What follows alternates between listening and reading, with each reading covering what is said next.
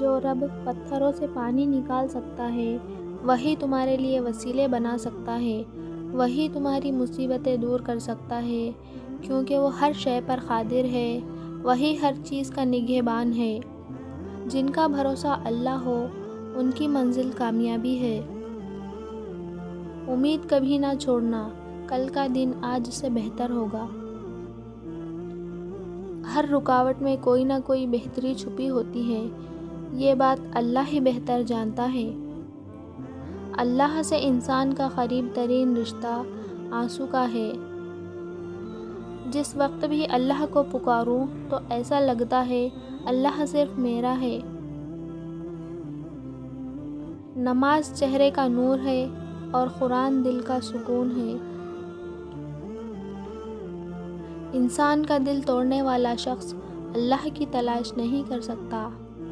کاش کہ لوگ سمجھ سکے کہ رشتے بنانا اصل بات نہیں، بلکہ اصل بات ان رشتوں کو نبھانا ہوتا ہے۔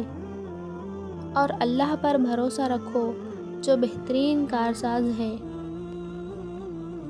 سنا ہے کعبے پر پہلی نظر پڑتے ہی جو دعا مانگی جائے وہ قبول ہوتی ہے۔ اے اللہ ہمیں بھی وہ لمحہ نصیب کر دے، آمین۔ یا اللہ آزمائشوں کے قابل نہیں ہیں ہم، بس اپنی رحمتوں سے نواز دے۔ حدیث نبوی صلی اللہ تعالی علیہ وسلم۔ بے شک قیامت کے دن درجے اور مرتبے کے لحاظ سے سب سے برا وہ آدمی ہوگا جس کے شر سے بچنے کے لیے لوگ اس سے کنارہ کشی کر لیں۔ سب سے زیادہ ناقدری ہم ان رشتوں کی کرتے ہیں جن کے ساتھ ایک چھت تلے رہتے ہوں۔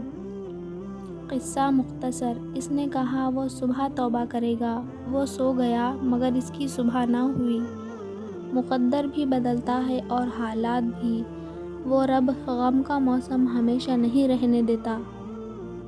حوصلہ افزائی کرنا سیکھیے، پریشان تو سبھی کرتے ہیں۔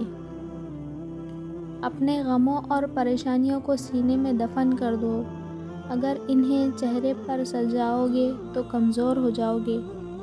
ضائع نہ کر اپنے الفاظ ہر کسی کے لیے، خاموش رہ کر دیکھ تجھے سمجھتا کون ہے۔ محتاجی بہت بڑی رسوائی ہے، اے اللہ اپنے سوا کسی کا محتاج نہ کرنا، آمین۔